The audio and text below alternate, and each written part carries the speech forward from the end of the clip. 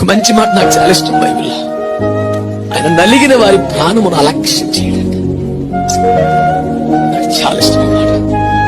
అన్యాయంగా నిందలు, అవమానాలు, వేదనలు, బాధలు, పోరాటాలు నలిగిపోయి వస్తున్నా.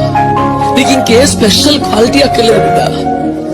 నీ నలిగిన నీ జీవితమే దేవుని నిర్లక్ష్యం చేయలేడు. ఆయన స్వభావం అది కాదు.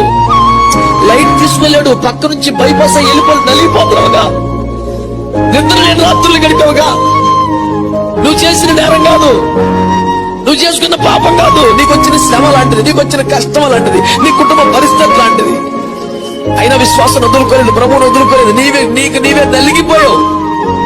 ప్రభువును వదిలిపెట్టి లోకంలోకి వెళ్ళవు. ప్రభువును సంతోషపరిచే స్థాయికి రాలేకపోతున్నావు, నలిగిపోతున్నావు నువ్వు. నా యేసయ్య స్వభావం తెలుసా? ఆయన నలిగిన వారి ప్రాణమును అలక్ష్యం చేయలేడు అన్నాడు. ఆయన వల్ల కాదు.